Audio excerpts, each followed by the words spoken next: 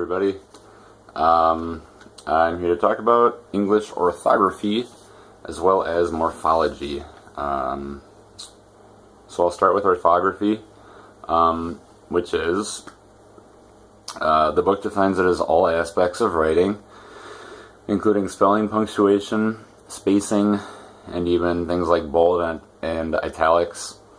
So we all know as bilingual people that English spelling is a nightmare for even native English speakers, but definitely for second language learners. It's not super logical. There's silent letters, there's one sound mini spellings, like the sound A could be made by, 5 or 6 different letters or combinations of letters.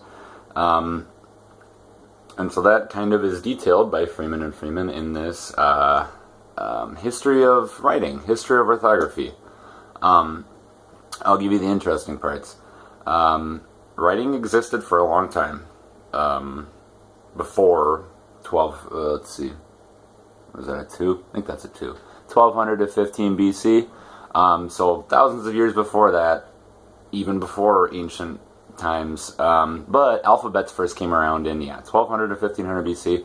Before this, writing was pictographic or ideographic, so we're not using letters to represent thoughts and make up words. We're using pictures to represent ideas. The first writing system, I'll give you time to write this down, Sumerian cuneiform. Followed up by Egyptian hieroglyphics. Around 900 BC, big game here, papyrus paper came to be used, which turns out is a lot easier to carve or write on than stone. Greek and Latin alphabets, and the Roman alphabet was derived from the Greek alphabet. I'm kind of going through this fast because we're still not to English. English is a pretty new language as far as the whole timeline goes. So Old English, Middle English, and Modern English, 3 versions. We're starting with Old English. Year 450 to about year 1100. Again, Irish missionaries are the bringers of English to other civilizations for the purposes of writing the Old Testament, of course. It did not have a lot of letters. J, K, V, W, rarely Q and Z, and a bunch of other letters. For you fans of nerdy stuff, A, E together is like a word, or is a letter. So see that in fantasy novels. Not that I read those are stupid. A lot of different spellings. Beowulf, right? Old English. If any of you English majors out there, English minors for that matter, remember reading original-ish versions of Beowulf. The word ship was spelled S-C-I-P instead of S-H-I-P. Kind of all bets were off as far as what letters were used for what sounds back then. Moving on to Middle English. Again, so we're starting in 1066, the Norman conquest of England, which I think Norman means French people. Normandy. Lots of changes brought to English. Many words were added from French and Latin. Kind of reminded me of connection time. That's what we do in 2nd and 3rd grade. Kind of reminded me of the chapter 1 or morphology chapter, whatever it is in your edition, that talked about one way to change a language is borrowed words, and that happens a ton in English. So in this case, French and Latin words being added from about 1100 to 1500. Modern English from about the year 1500 to the present. So the printing press came to be in late 1400s, and that was obviously huge. But spelling, no one really cared about consistent spelling. So we had, Dutch typesetters and you name it. And so Dutch typesetters are apparently responsible for things like the H in ghost. Spelling became more fixed in around the 1700s. That people began to see the value of consistency. And again, hearkening back to my English lit classes of yesteryear, pronunciations were pretty wacky, with words like good rhyming with words like food, good and food, right? Or love, or L-O-V-E with D-O-V-E. Shoot, those do rhyme still. You get what I'm saying. Words were pronounced differently to, they're pronounced differently. So Moving on, there's this guy called Noah Webster. You might recognize his last name. The Webster's Dictionary is still a thing. Who kind of developed the idea of American English spelling. He wanted to kind of systematize English, and he made the first spelling textbook, aka dictionary. A lot more minute changes, spelling from ISE to IZE for the I's suffix. Some silly ones that did not stick, like spelling women, bread, give, all crazy ways. So, as wacky as English is, it does still follow rules, and it still does make sense, and that the book kind of drove that point home, even though there's a lot of exceptions, as we know, to English and their spelling rules.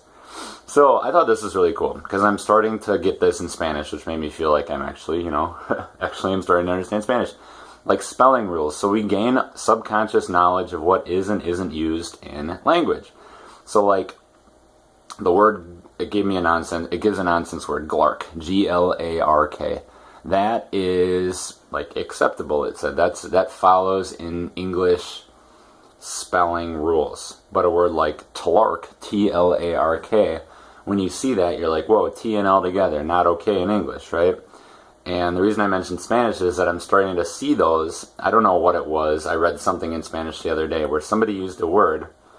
This is a cool story because I don't have the example. But somebody used a word, and I recognized it as like that doesn't follow spelling rules of that language. So as we read, we gain subconscious knowledge of that.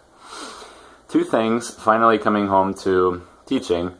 Two things that help kids spell, or help students spell, according to the authors. Number one, they need to engage in writing that others want to read. So the pride factor, any of you elementary teachers know what I'm talking about. If a kid feels like they have an audience and they feel like this is going to be kind of an important thing, often they rise to the occasion. I'm thinking of like publishing parties that we have at the end of writing units. Second thing, so pride and knowing that there will be a spotlight helps kids spell and take it seriously. Another thing that helps is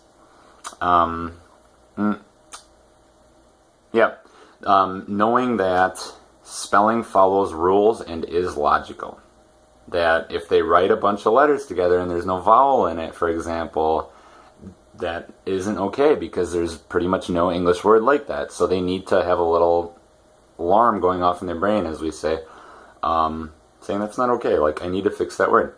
Another cool idea about spelling that I found was, written by linguists, of course. The book, Freeman and Freeman are big proponents of using the scientific approach when teaching. This seems to more like an upper elementary middle strategy for me once you really get a bigger grasp on spelling. But he and she both talked about like this as an example. So you collect, categorize, and form hypotheses about rules governing certain words.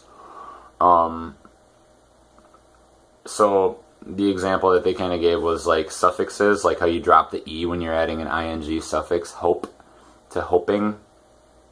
Kids would be looking for, I guess, kind of scavenger hunting for words, over time collecting them,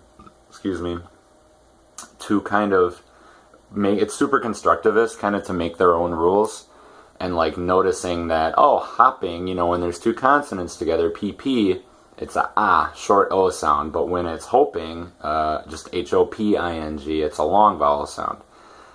Again, perfect world, kids are coming to these conclusions by themselves. To me, as a second and third grade teacher, that seemed a little bit like optimistic.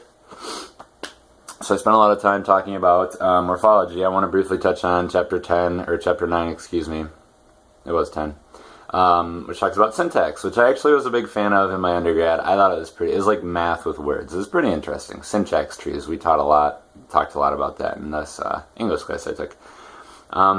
Basically, there's 4 views of grammar. And by the way, they use grammar and syntax interchangeably because they're linguists, and according to them, they're basically the same thing. Grammar is the study of syntactic structure. So, there's basically 4 views of grammar they start out the chapter with. A description of syntactic structure, which I already said.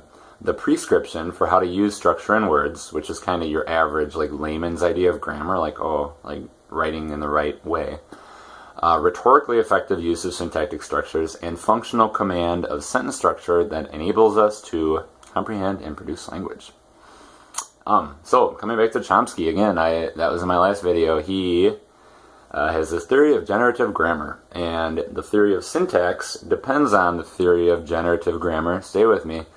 In order to get across meaning, the order of words matters to avoid structural and lexical ambiguity. So again, Freeman and Freeman get pretty scientific with words and how linguists form rules governing language.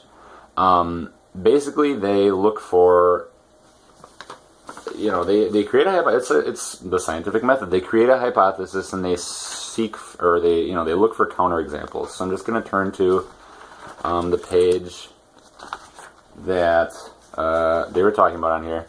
So if they have a given sentence was, teachers can develop creative linguistics lessons. Okay?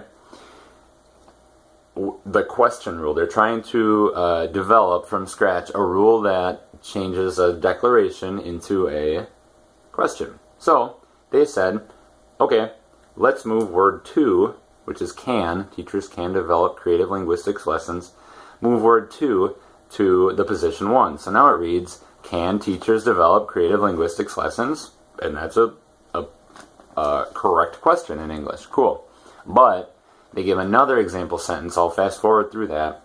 Basically, they moving a word from position 2 to position 1, it doesn't work for this sentence. So it goes through how you can really be a scientist as far as the scientific process goes with linguistics. It goes through a lot of details about auxiliaries, grammatical acceptability, more about syntax trees, complex and compound sentences. I'm going to fast forward to, I think, the most important parts, which has to do with actually teaching and how syntax is relevant to our job, because I'm not going to lie, reading this chapter I was a little skeptical, but after finishing I'm like, yeah, I can see it. So there's two views of reading regarding syntax. The first is word recognition perspective, which I feel like is kind of how I teach still. Syntax is not really a big part of it. It focuses on the word level, and it's big on context clues. These are semantic clues. They're not syntactic clues. So students are focused on meaning rather than like words themselves. Then you move from the word level to the text level and kind of zoom out to answer what would probably be in a guided reading setting. It would probably be like comprehension questions. That's word recognition perspective. The second view of reading, as far as syntax goes, is social-psycholinguistic view. Syntax matters in this way of thinking about it. It's a cueing system, and kind of the way I think about it, this made me think of math, because like when we're teaching math, we want kids to be flexible. We want them to be able to apply a strategy flexibly, not just to one exact kind of word problem, but to kind of like generalize and be able to use one strategy or idea for more than one context, right? We want them to be flexible. And this kind of, to me, creates flexible readers and writers, because